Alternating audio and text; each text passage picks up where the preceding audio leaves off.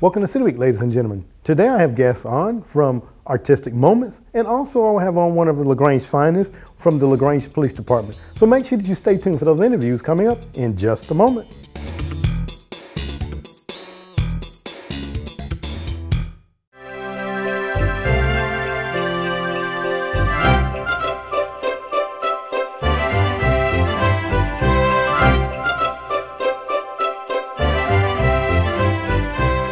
This is Sheriff James Woodruff, and I want to wish you and your family a Merry Christmas and a safe and happy New Year.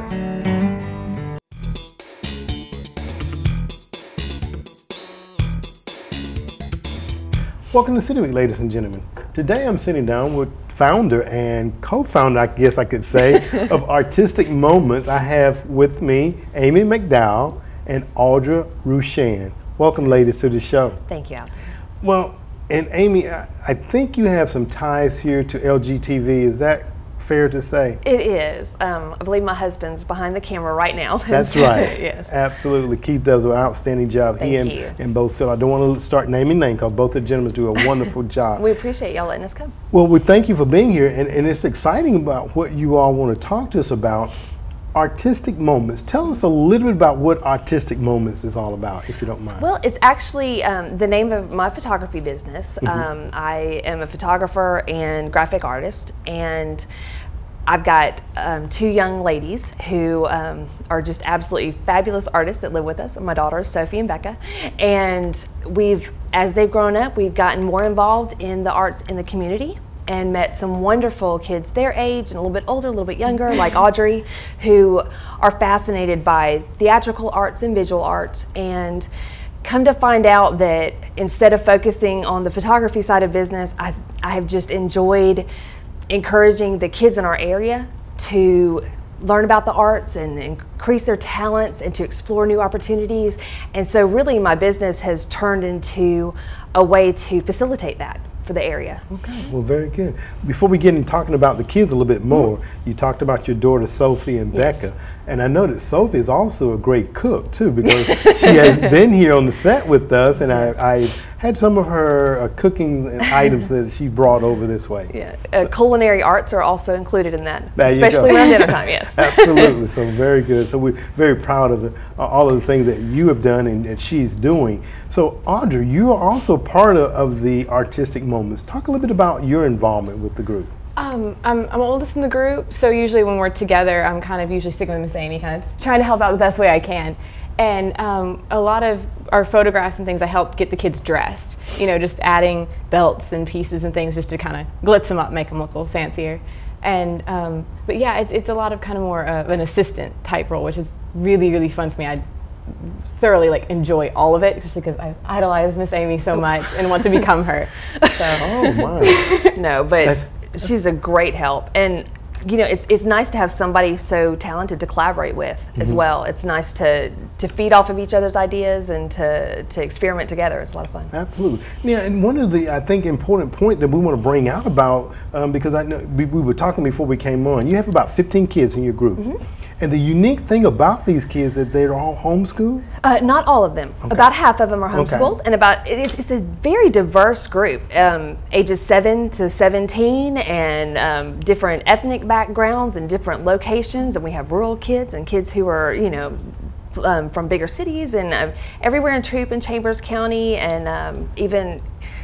Yeah, I mean, it's such a neat group, and they really work well together, collaborate well together, and have absolutely surprised us with what they've been able to come up with. Well, very good. Let me ask you, because I noticed that, you know, one of my best friends who loves the arts, and I see that, you know, in the public school system now, the arts are kind of, you know, one of those things that are put on the back burner. True. Why is it so important to you ladies to kind of make sure that the arts are not lost in the things that you all are doing?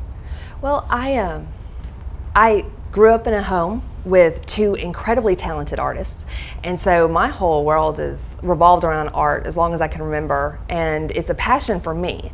And I know that when I face adversity or I have hard times in my life, that a lot of times I fall back on that. I know that that's an area I'm talented in, can be successful in. It's something that allows me to express my emotions and somewhere to release a lot of emotions at different times. And I know that kids growing up, experience so many different needs in their lives, and there's not a lot of times they're dismissed, and their needs and interests and talents are put on the back burner for, you know, the latest test, or, you know, whatever's going on in their family's life. I don't really know. I just know that my heart goes out to them, wanting them to know that no matter what they do, they can succeed in something. All they need is that creativity or that drive, the talent that they have hidden within them, just train it up, educate themselves, and then also to pull in and collaborate with the people around them with talents, to use their local resources. And I really believe that the kids in our area can accomplish anything they want to. I just know that they need to see that. At the age of 40, I can see that. But a lot of times it's hard for them, you know, at 13, 14, to visually say, you know, I'm powerful in my own right. I can succeed and achieve anything I want to, and know how to do that. And so I like to open the opportunities and then let them run with them. Absolutely. It's a lot of fun. Talking about opening opportunities, Audrey, I was, as we were chatting before we came on the show, understand a pizza and a crayon would get you a story. Absolutely. Tell us about that. Well, with the group of kids, it's just with the age range and everything, is if you bring in enough stickers and crayons and some pizza, everybody's going to show up to eat, and they're going to stay for the crayons. And just the creativity is so much creativity in one room that it's just like you hand a kid a pink crayon and they're going to write a whole story about how fabulous it is. It's so easy to get the kids inspired, and it's really amazing. It's a lot of fun. Well, very good. You're talking about inspired, and I'm looking here at a calendar. Amy, before I get to the calendar, tell us how long you guys have been in existence. Well, the photography business has been there quite a while, but we actually started facilitating art projects and opportunities in the area. I've been doing it for a while, but officially we pretty much started this summer. Yeah. And the writing group that we're here to talk about came out of that. We also have had, our group does theater and art shows and visual arts, but this creative writing group of I would say students, but they're just fun kids. They started coming together in July, and we started meeting at Hawks Library, and they very ambitiously would like to publish their own book. Okay. And so they're going to work collaboratively to bring in short stories and poetry and artwork that then can be published hopefully in April. And we realized that we need money to do that, and we really don't have any. So, like, what can we do? Okay. And in an afternoon or so, we brainstormed, and this project came out of that brainstorm session. Oh my goodness! And I'm looking at a beautiful calendar here that says Hawks Library presents a Grimm 2015 calendar. Talk a little bit about how this, I mean, the kids sat down, pieces in the crayon again, I guess, and we have this beautiful calendar here. Talk a little bit about some of the stories and the things behind the calendar, if you ladies, either one of you ladies, if you don't mind. You want to take one? Okay. We've always really loved the Grimm fairy tales. I mean, everybody kind of knows them basically, and they're all so amazing and creative. And then Miss Amy, being a photographer, she had that already that we could kind of build off of. And all of us kids were just so excited with the idea of, you know, putting some pictures together, and then a calendar kind of came out of that. And it just spiraled. I mean, it was kind of just more like a vague idea, and then it became an actual thing that now we can hold and touch and put in our house, and it's pretty awesome. It is pretty awesome here. I'm just kind of flipping through it, and I just flipped to the center of it, and it's July. We have the three little gnomes in the forest. Yes. And I noticed some faces in this photograph. Talk about some of the ladies that are actually in this photograph here. Actually, well, I know it. I was like, I was going to try to find it, but that's fine. The Three Gnomes is a story about a little girl who goes out into the woods and finds three gnomes, and they bless her and give her gifts because she was kind enough to share their bread. And our three gnomes are Lydia and Tasha Bronner, and Dharma Robinson, and then Callie Robinson was the little girl in the story. And she's actually, all the kids in here have a special place in our heart, but we met the Robinsons when we were doing the play Little Princess at New Horizon Theater, and it was actually it was October that we did that, but Callie has Down syndrome, and we were able to, she was just she's just precious and so much fun, and we were able to include her, and you know, anytime we can. It's just, it's really nice, and her sister Dharma is just very talented, and then Lydia and Tasha are like little sisters to us all, and they're all so they're all so much fun. So precious, huh? Really a lot of fun. And I understand, again, as we were talking before we came on air, I'm looking at the array of costumes here. So how do kids get these costumes? These are all her personal things from home, from doing the show actually where we met the Robinsons, and they're so amazing. And then she would bring everything to wherever we're going. It would all come in her car and unload, and I would help dress the kids, and we'd get them like in a base, like a shirt and a skirt, and then you're adding belts and pins and all kinds of things just to get the right look. But well, when we did Little Princess, we actually had help from Hooked on Art. It's Becky Gwynn is my mother, and she's a quadruple amputee and also an artist. And she began Hooked on Art based on her prosthetics. And she travels around and just like we're trying to do locally, she spreads art to schools on a statewide level, and travels the nation as well. And so she helped us through their program to secure some of those costumes for the production, and then we've been able to constantly use them since. We put them to the best use all the time, and just enjoy them very much. Very good. Well, because of the fact that you're talking about money, how can people get their hands on one of these items? Because that's the most interesting part, most important part of this. Oh, thank how you. How can people get their hands on one of these? Actually, through our website, www.artisticmoments.org, there's a link there that they can purchase one through PayPal, and then we can ship it to them. Or they're available at Hawks Library in West Point.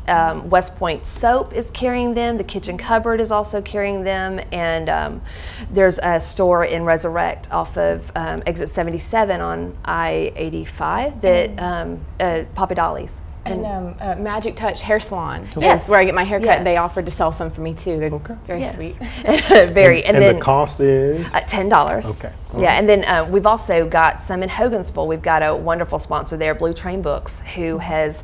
We're actually going to do a book signing there next Saturday from 1 to 3 on the 13th, and so the kids will be there. We did this at Hawks, but they're going to do it at Blue Train Books as well, and they'll be there with their Sharpies and can sign the calendars in person, and it might be worth a trip there for the afternoon. Very good. Well, ladies, this is just absolutely fantastic. Thank you. And you know, the time just escapes us. I would love to talk more.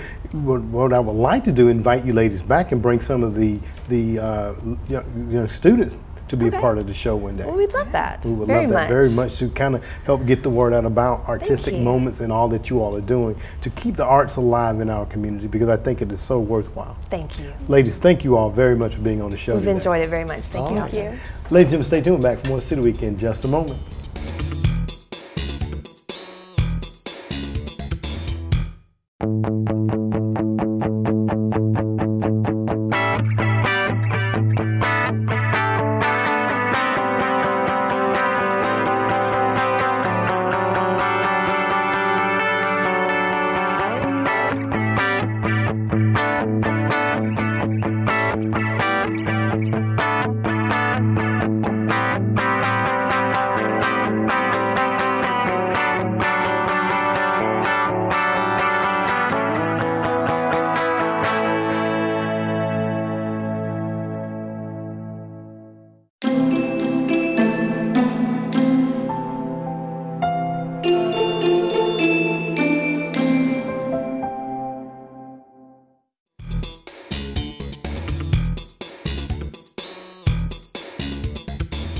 Welcome to City Week, ladies and gentlemen. Today I'm sitting down with one of our LaGrange police officer, Detective Mark Cavanaugh. Mark, welcome to the show. Thank you. Well, it's a pleasure to have you sit on with us today and talk a little bit about, I know that we're in the holiday season of the year, and you know, we want to go out and enjoy our family and friends, and sometimes we can do a little recreational things as well, but I know that you and some of the other guys will be out trying to help keep our highways safe.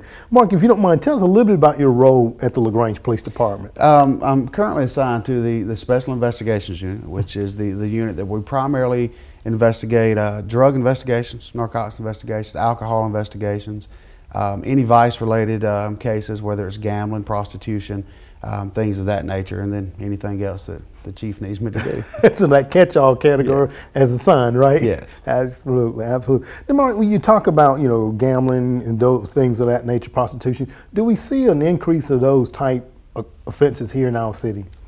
Not necessarily the gambling or the prostitution. We have the occasional case where we run into gambling or the prostitution, and whenever we look at prostitution here, it's not the Las Vegas style prostitution. Typically what we see here is people who have other vices, whether it be addictions or whatever, that are using prostitution as their means to make money to support possibly another habit. Okay, all right. And we're talking about you there in the drug unit, especially investigations unit, and we're talking about the holiday season and drugs and things of that nature. I can remember back to the days when I was on the police force. Marijuana might have been a little bit prevalent on the scene. You may have a little bit of cocaine use, but I know that now things have really, kind of escalated to different type uses. Talk about some of the drugs that you all are running into. The predominant drugs that we deal with in LaGrange is marijuana, cocaine, methamphetamine. Occasionally we see a small amount of heroin from time to time. And then a good deal of prescription drug abuse as well. Okay, all right. And is there a particular age bracket, or is it kind of pretty much across the board? It runs the gamut of all ages. I've seen early age teenagers on up to people in their 60s and 70s that are abusing different types of drugs. And you're talking about abuse. I know that sometimes we even seen people utilize prescription drugs, in an abusive form. Are you all seeing an increase in that? Yeah, I think it's not only the city of LaGrange. I think it's a nationwide issue where prescription drugs are becoming more and more prevalent as being abused, whether it's people seeking out prescription medications for their own personal use or seeking out prescription medications to sell to make money. But it runs the gamut across the country of the prescription abuse that we see. I think about a lot of times, and I don't want to pick on any of the athletes or anything, but I look at how hard some of them get hit sometimes, and then they have probably much better medicines as far as pain relievers are concerned, and you can kind of understand how some of them potentially could get hooked on those things. Yeah, and what I've seen is I've actually talked to and worked with a lot of people through the Troup County Felony Drug Court program, where their addiction to prescription painkillers or prescription drugs in general started with a legitimate purpose, whether it be an injury, whether it be a surgery, car wreck, or something like that, where they began to get these pills or these drugs for a legitimate purpose, but over time they built a dependency on them, and then just had to have them because of that dependency. Dependency, absolutely. And it's such a sad situation, when you talk about having to do that to relieve yourself of those pain. I want to go back and talk a little bit about marijuana, because as I stated, back in the days of my policing, marijuana probably had a low concentration of THC. But now, of course, as times, progress, the growing of marijuana changes. Talk a little bit about that, if you don't mind. Typically, the marijuana that we see a lot of here in LaGrange now, we still find the occasional homegrown marijuana grows, where the THC content of the marijuana is a little bit lower than some of the others. But we find a lot of the marijuana that we see is an imported product. It's coming from places such as Mexico. We get a lot that comes from Northern California and other places where they're using these hydroponic marijuana labs. And they're harvesting this marijuana. They're crossbreeding plants, basically, is what they're doing, which is increasing the THC content to an extremely high level. Whereas the marijuana, the THC in marijuana maybe 20 or 25 years ago was high, but what we're seeing now is 100, 200, 300 times higher today than what it was just 25 or 30 years ago, just based on the way that it's being grown. Absolutely. And you're talking about the higher concentration, and then, I was talking with some of the officers once upon a time, and they were talking about maybe mixing marijuana and then going to these pill parties where students just put all types of prescription drugs or other types of drugs. Right. Talk about the dangers of when they mix painkillers, marijuana. I'll talk about the dangers of that. Well, I'll use one that's a popular thing going around now, and it's called, they call it purple drink or scissor or something like that. And what that is it's a prescription cough medicine that contains codeine and promethazine. And anyone who's been sick before and gone to the doctor may have received this medication from their doctor. It's a cough suppressant, but in taking in the proper dose, is probably not dangerous. But what we're seeing is they're taking these bottles of this cough syrup and they're mixing it. It's called dirty Sprite also, maybe in a Sprite bottle, and mixing it with Sprite and then flavoring it with some type of hard sweet candy, and they're drinking it. So they're drinking heavy, high doses of codeine, which is a central nervous depressant. So of course it's slowing down the heart rate, it's slowing down the breathing. And then, say for instance, you use marijuana, which is also a depressant, and slowing everything down even more. And then take other pills on top of it. You really stand the risk of overdose, of having a mixed toxicity overdose, and dying as a result of this, because you're depressing your breathing, you're depressing your heart rate, and you're slowing everything down, and you could just inadvertently go to sleep and just not wake up and die of an overdose. Absolutely. And it's so dangerous. And so, when you talk about, or younger people, or older people, or anybody doing that, you kind of question yourself, and why in the world? But you and I were talking before we came on, I think a lot of times when they put these drugs in the system, there's that euphoria that they get, that they're trying to reach again. Talk about that. Do they ever reach that high again? Well, and the studies that I've been a part of, and the research that I've done, from what I've found is with any drug, whether it be crack, whether it be methamphetamine, whether it be heroin or whatever, or an opiate-based prescription or something like that, the first time you get high, that's the pinnacle of the high. So you continue using those drugs, trying to get that high again, trying to get to that euphoric state, trying to relieve whatever problem it is in your life to make it go away, but you're never going to get to that point again. You're never going to get to that high again. So you continue using more and more and more and more to try to get to that high. However, you never get there. And before you know it, you're addicted to something or become dependent on something to try to get that high. And then everything in your brain, all the feel-good receptors, the dopamine, the serotonin, stuff like that, are so unraveled because of this drug usage that your body just craves this opiate or this cocaine or this methamphetamine or this heroin or whatever to get those feel-good receptors to release the dopamine or the serotonin or the norepinephrine or whatever the case may be, to try to feel good. Feel good. And again, that's a one and only time high that you never get back to. Let's just talk about the money associated with it, because whether it be street level drugs or your prescription type drugs, there's a cost associated with that as well. Talk about that. There's a cost to the public as a whole, for everyone who is not involved in using the drugs.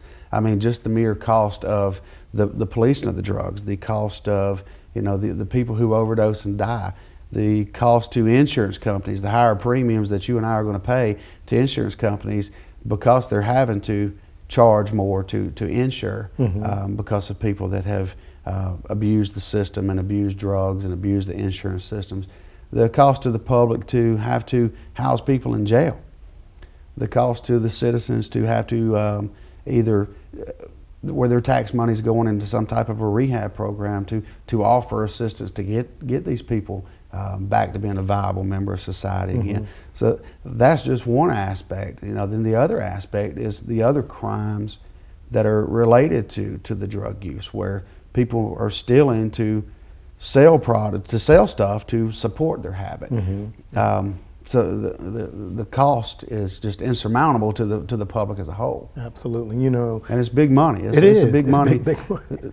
Drugs are a big money, That's right. money maker and a big money spender. That's right. Because I think a lot of times when people get into utilizing drugs, there's a lifestyle also that they try to have to maintain. Correct. Absolutely. And I think sometimes that people get caught up in the lifestyle as much as they get caught up into the addiction. I think the lifestyle itself is as much of an addiction as the drug is.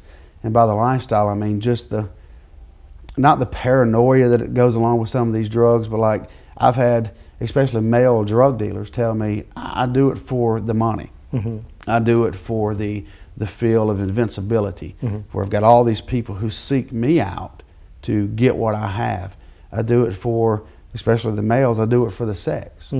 I've had guys who deal in methamphetamine say they specifically target younger females to sell them drugs because of the euphoric state that it does create, and it lowers the inhibitions, and they can use that as a catalyst to get to have sex with these young women.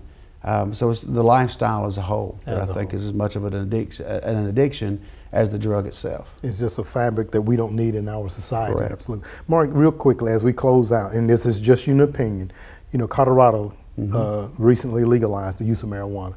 In your opinion, do you think that was a good thing, bad thing? Well, my opinions kind of vary. There's the medical side of it, and then just the legalization side of it. And I can't really offer a medical opinion because I'm not a doctor. I'm not going to delve off into a realm of society that I don't know anything about to say whether there is or whether there's not a medical use of marijuana. My opinion on the other side is just the outright legalization, and hearing that the legalization of marijuana will be the end-all, cure-all to other issues such as crime. And I just don't believe that. And the reason I say that is alcohol is completely legal, and there is still a black market for alcohol. Even though alcohol is legal, alcohol is also a drug as well, and it is a catalyst and a cause for a lot of problems. Tobacco is completely legal. There is a black market for tobacco. I mean, there was an incident in New York City a few months back that started because of tobacco. And I think if you legalize the drug marijuana, because that's exactly what it is a drug, it would still create a black market, which is going to still create crime to get the drug. So I don't believe legalizing any substance is going to eliminate the problems that go along with it. Absolutely. Well, Mark, thank you very much for coming sir, on no today problem. and sharing your information. And as we, in the holiday season, we just want our citizens to realize that our law enforcement officers are going to be out making sure that everybody has a safe and happy Christmas and holiday season. And I'm sure you may see Mark's face out there as well. So make sure you drive safely. Mark, thank you very much for being on the show today. All right. Ladies and gentlemen, stay tuned. We're back for more City Week in just a moment.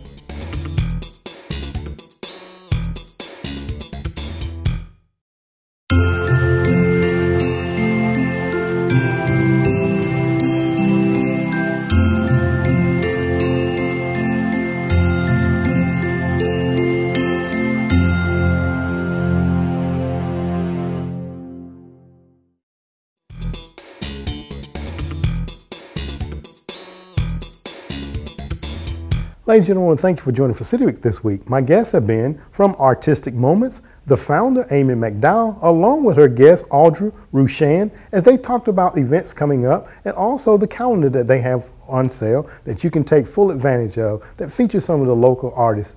Also, I had on from the LaGrange Police Department, Detective Mark Cavender, who talked about being safe during the Christmas holiday and the New Year's season. So watch out, ladies and gentlemen, they may be just there watching you. So ladies and gentlemen, I hope that you enjoyed the City Week this week. And as always, I'll invite you back for more of City Week.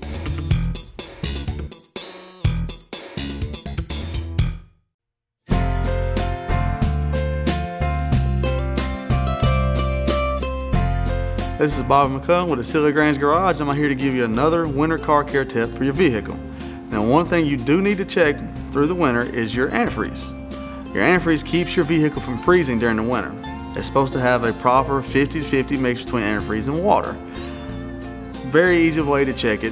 One thing you need to look at is your coolant level to see how much antifreeze you have in the vehicle. Now, it's going to have a maximum or minimum level on your reservoir, and it's going to tell you how much you need to put in it.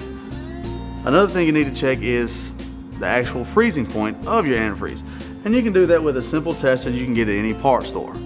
All you do is take the cap off of your radiator reservoir. On this model vehicle, we have a reservoir. Stick it down in and squeeze up your antifreeze into the tester. There will be a needle showing where your antifreeze test level is, and on this vehicle it's good to negative 45 degrees. Now, you need to have it up to about 0 degrees. You don't want it to be any higher than 0. If it's anything above 0, you need to flush out and refill your radiator with the proper level and type of antifreeze, and you can check your owner's manual for that. This is just another simple car care tip from the City of LaGrange. These are just general care tips for your vehicle. Please refer to your owner's manual for any vehicle specifications.